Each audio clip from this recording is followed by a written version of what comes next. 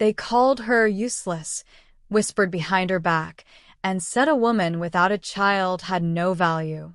For years, she swallowed the pain in silence. But the day her secret came to light, the very people who mocked her stood frozen, wishing they could take back every cruel word they'd ever said. The day Nina stepped into her husband's family home as a new bride, she carried a shy smile and a heart full of hope. She believed in kindness, in patience, and in love that grew over time. The house was large, filled with polished floors and carefully arranged furniture, but it felt colder than she expected. Still, she told herself that warmth would come with time. She greeted everyone with respect, served tea with steady hands, and tried to learn everyone's habits so she could make their lives easier. For the first year, life felt almost normal. She woke early, prepared breakfast, and helped her mother-in-law with household work. Her husband, Armin, was quiet but not unkind. He worked long hours, and when he returned home, he often found Nina waiting with dinner and a gentle smile. They didn't have grand romantic moments, but she believed they had a peaceful marriage. Then came the questions. "Any good news?" her aunt-in-law asked during a family dinner, her voice coated with fake sweetness. Nina smiled nervously. "Not yet, but we're hopeful." Months passed, then a year, then 2. The whispers began softly, like wind through closed doors. They turned into comments, then into sharp words spoken openly at the dining table. Her mother-in-law stopped calling her by name.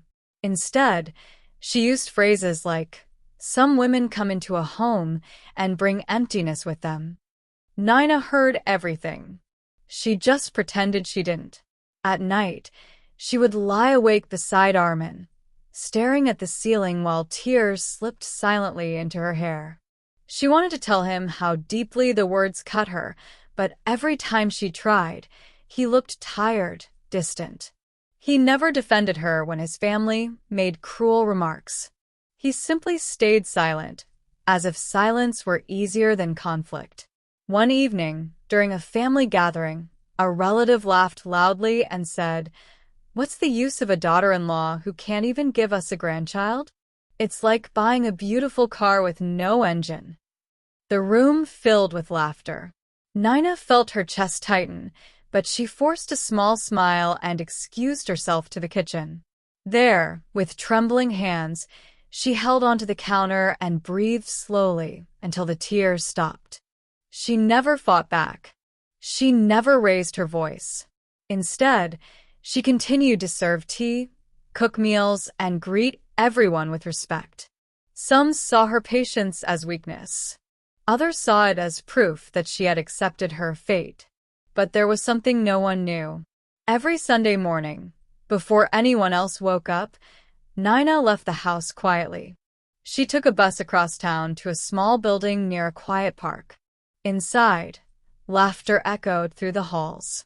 Children ran through the corridors, their tiny feet tapping against the floor. The place smelled of soap, crayons, and warm food. It was an orphanage. The first time she had gone there was by accident.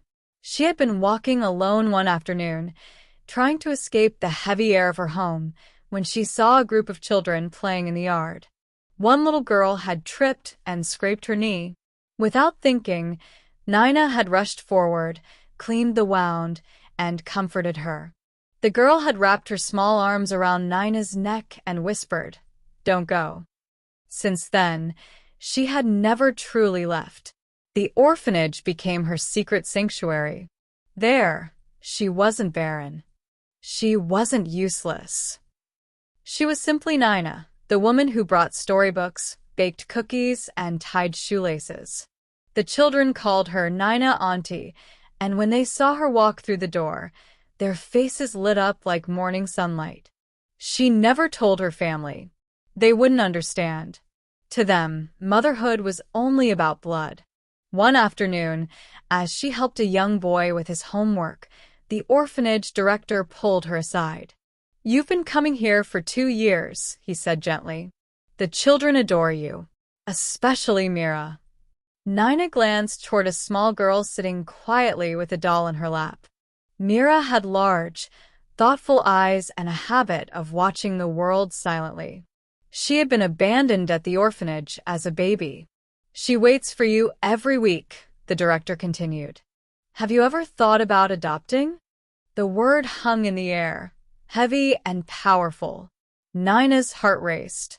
She had thought about it many times, but she knew what her in-laws would say. She knew the storm it would bring. That night, she sat at the dinner table while her mother-in-law complained loudly about not having a grandchild. If this continues, she said sharply, we may have to consider other options for our son. Nina lowered her gaze. Her hands trembled under the table. For the first time in years, something inside her shifted. The quiet acceptance she had lived with began to crack. She realized she had spent years waiting for approval from people who had never truly valued her.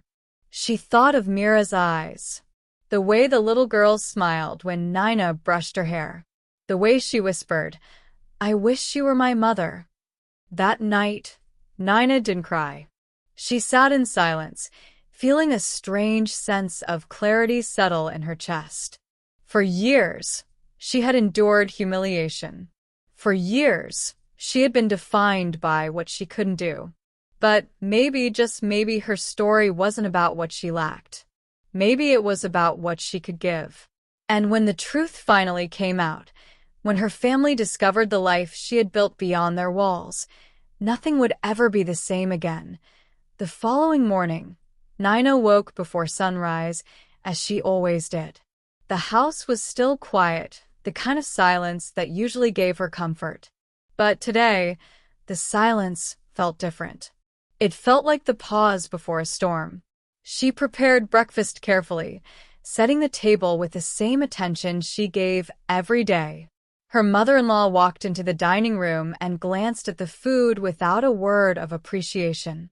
Instead, she sighed loudly and muttered, "What a quiet house.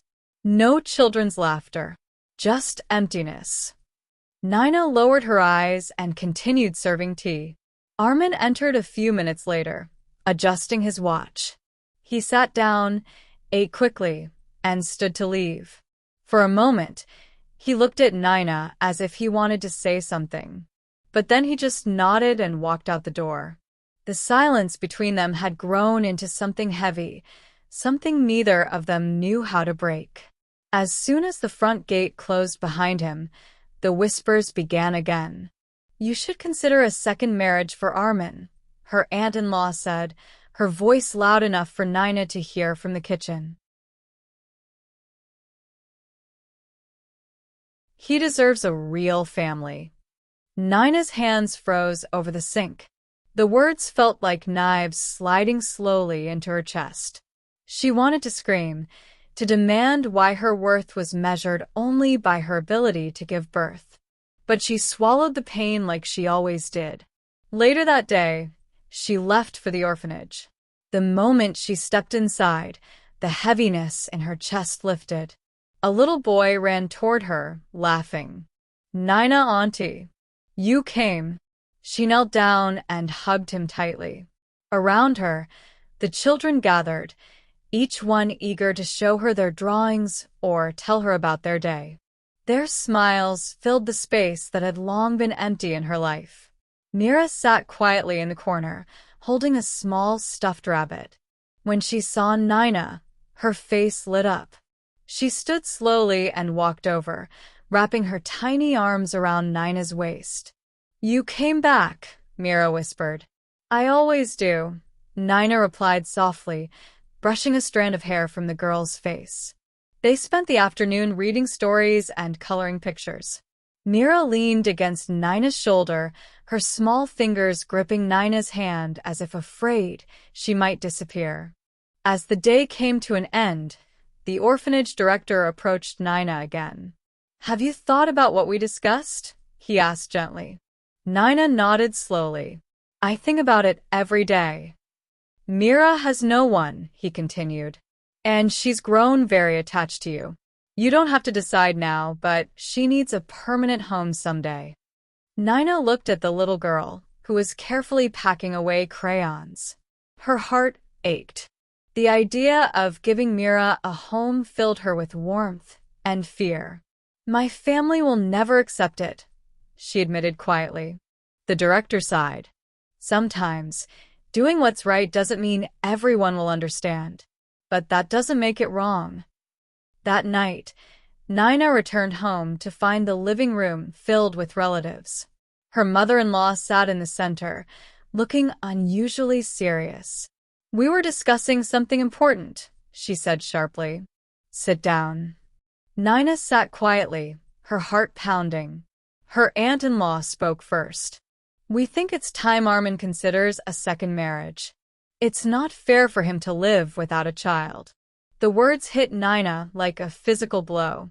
She felt the air leave her lungs. Armin stood near the window, his back turned. He didn't speak. He didn't protest. He didn't defend her. Nina waited for him to say something, anything. But he stayed silent. Her mother-in-law continued. We've already received proposals. Good families. Fertile girls. This is for the future of our family. Nina's hands trembled in her lap. For years, she had endured their taunts.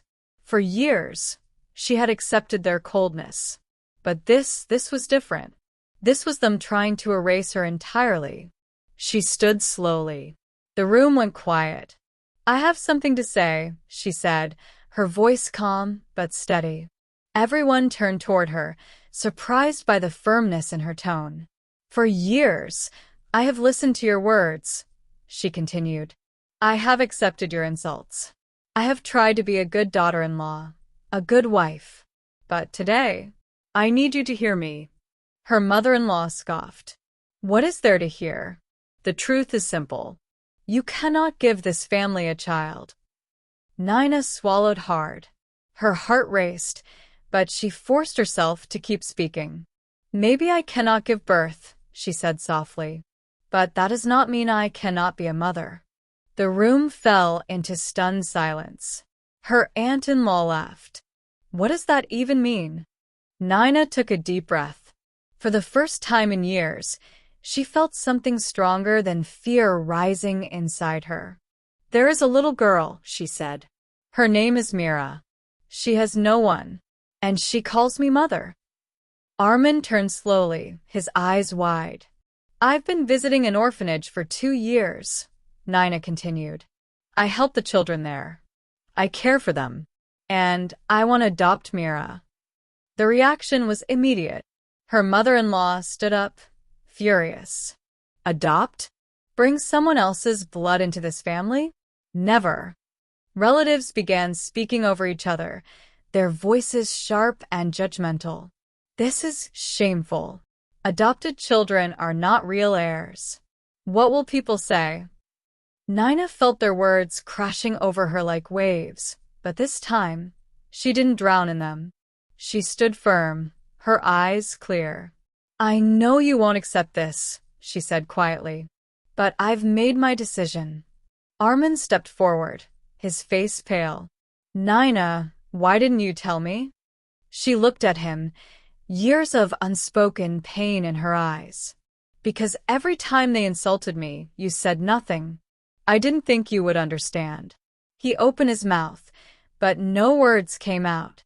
For a long moment, the room was silent. Then her mother-in-law spoke coldly. If you bring that child into this house, you can leave with her. We will not accept you. The words hung in the air, heavy and final. Nina felt her heart break, not from their rejection, but from the realization that she had never truly belonged there. She looked at Armin, waiting. He stood frozen, torn between his family and his wife. For the first time, Nina realized that her life could not remain trapped in their expectations. And for the first time in years, she felt something close to freedom. She walked to her room, packed a small suitcase, and returned to the living room. Her hands were steady. Her eyes were calm. I hope one day you understand, she said softly. "A woman's worth is not defined by her womb." Then she walked out of the house. Behind her, the door closed with a quiet finality. None of them knew that this decision, the one they mocked and rejected, would soon become the very thing that left them speechless with regret. The night air felt colder than usual as Nina stepped outside with her small suitcase. The heavy gate closed behind her with a soft metallic sound, and for a moment, she stood there, staring at the house she had called home for years. It looked the same as always, tall, well-lit, and proud, but it no longer felt like a place she belonged. Her hands trembled slightly, but not from fear. It was the strange sensation of stepping into a life she had never imagined for herself. A life without permission, without approval, without the constant weight of judgment pressing on her chest. She took a deep breath and walked away. That night, she stayed in a modest guest room at the orphanage. The director had insisted she rest there until she figured out her next steps. The room was small, with a single bed and a window that overlooked the courtyard where the children played. It wasn't luxurious, but it felt peaceful. It felt honest. As she lay down, exhaustion washed over her. Years of silent suffering seemed to catch up with her all at once. Tears slipped from her eyes, soaking into the pillow. But these tears were different. They weren't just from pain. They were from release.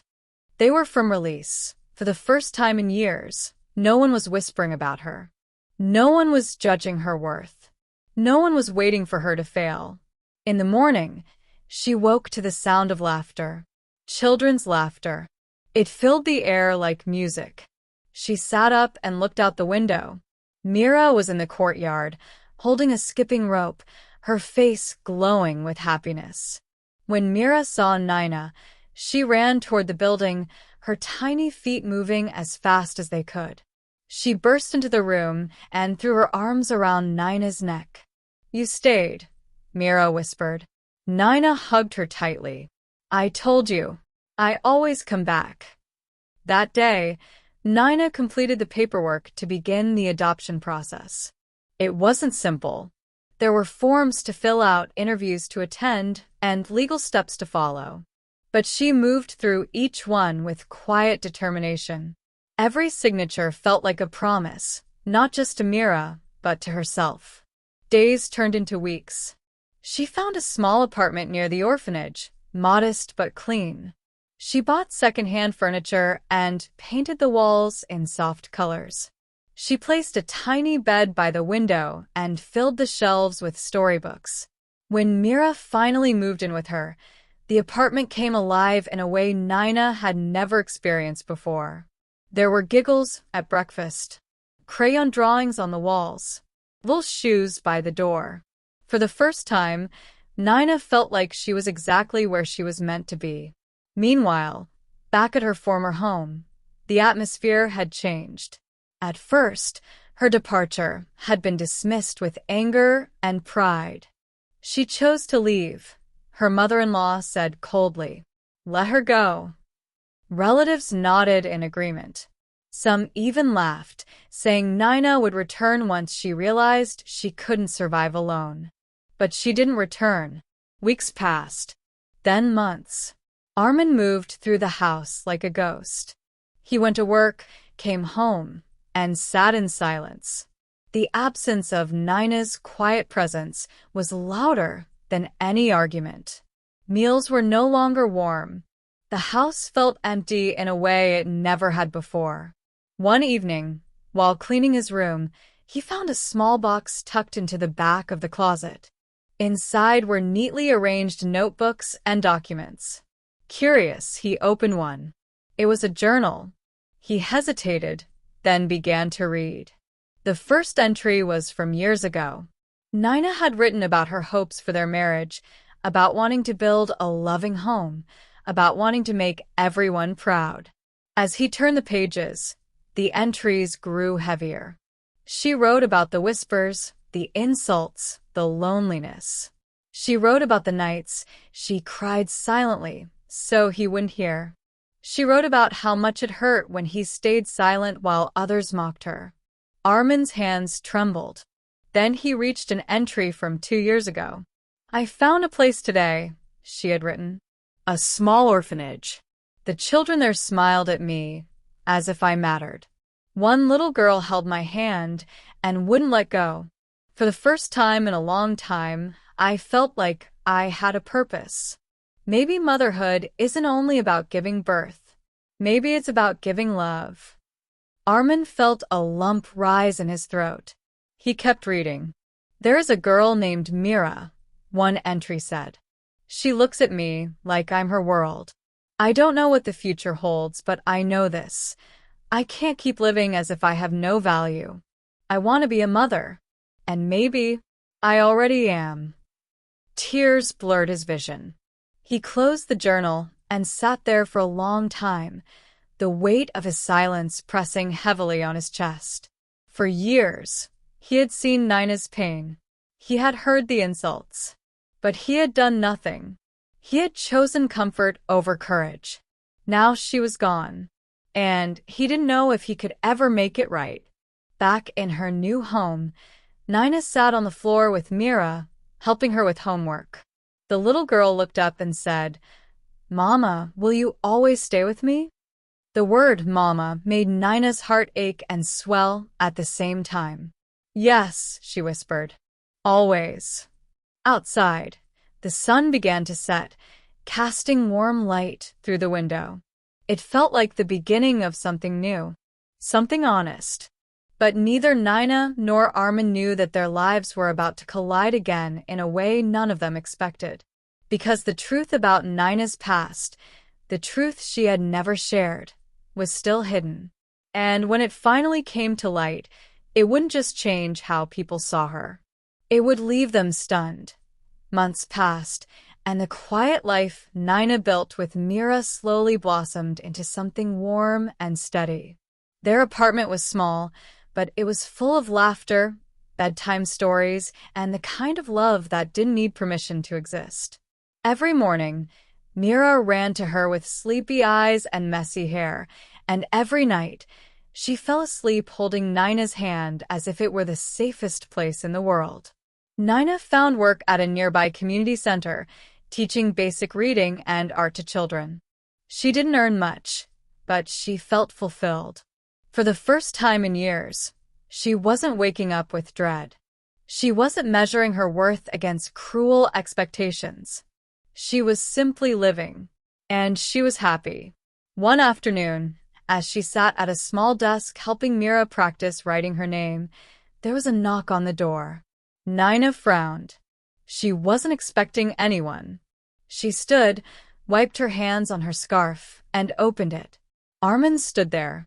For a moment, neither of them spoke. He looked thinner, older, as if months of regret had carved lines into his face. His eyes softened when he saw Mira peeking from behind Nina's leg. Can I come in?" he asked quietly.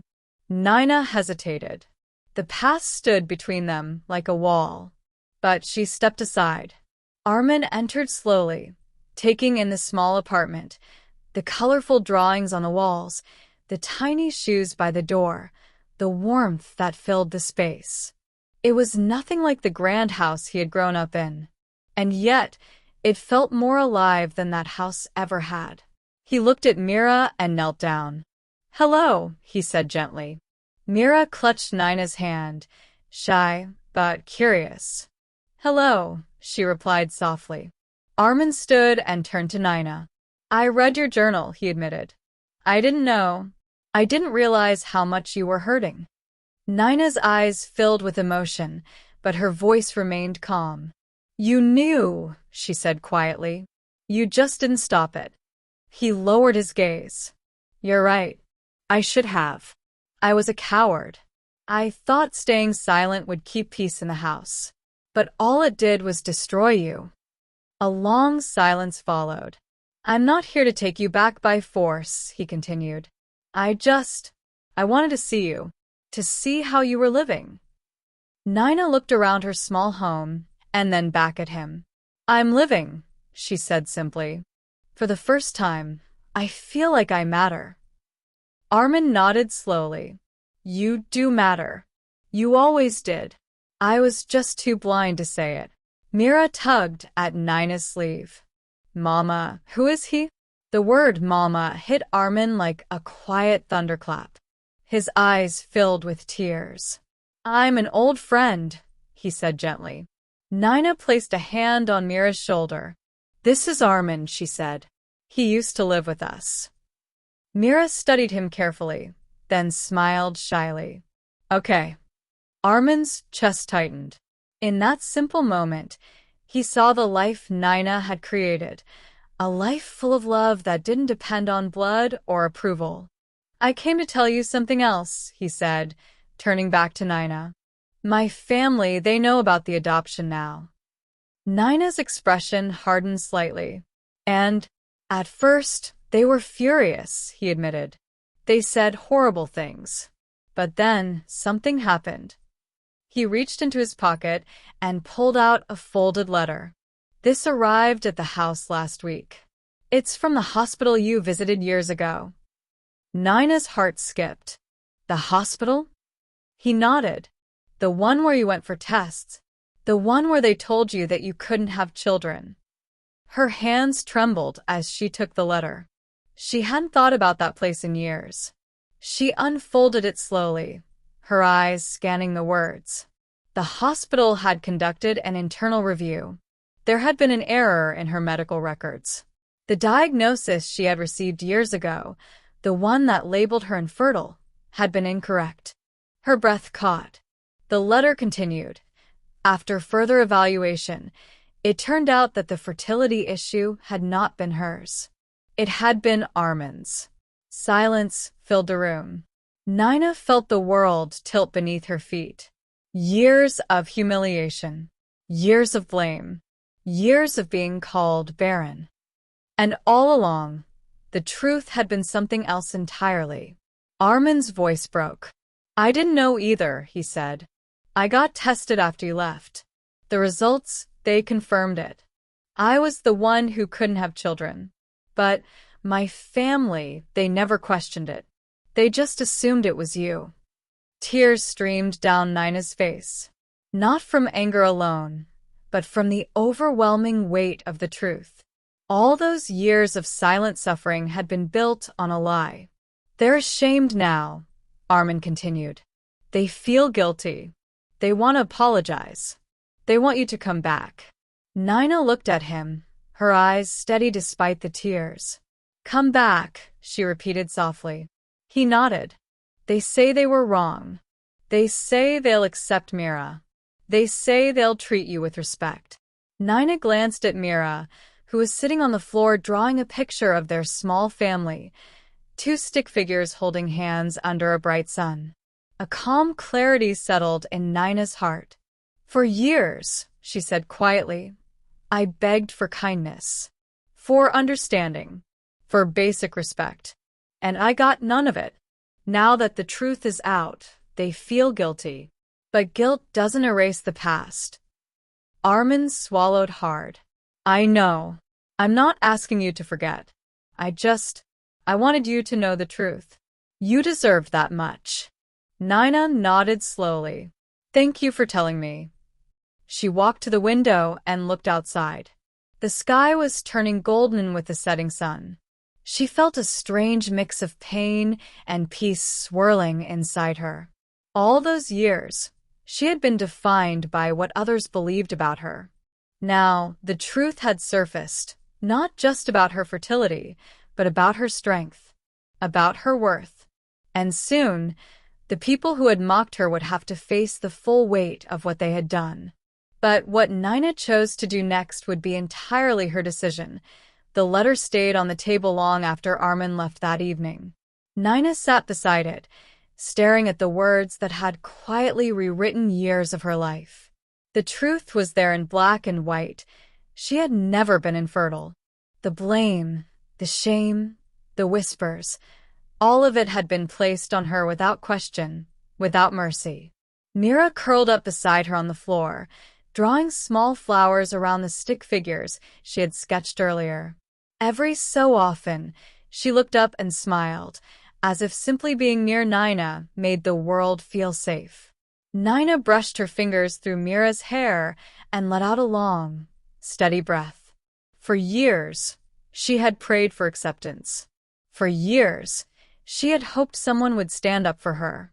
But the truth had come too late for apologies to erase what had happened. Still, she didn't feel the burning anger she expected. Instead, she felt something quieter, something stronger. Clarity. A week later, she received a call from Armin.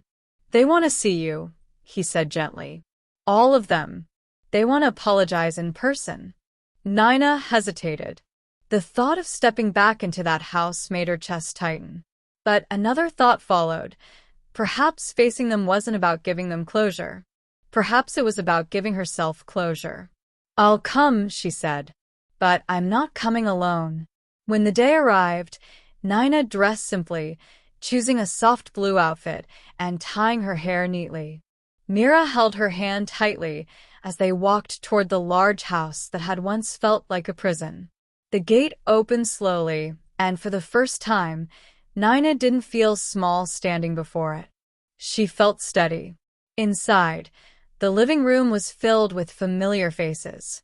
Her mother-in-law sat on the couch, her posture stiff. Relatives stood nearby, their expressions uneasy. The moment Nina entered with Mira by her side, the room fell silent. Her mother-in-law stood up slowly. For once, there was no sharpness in her eyes, only regret.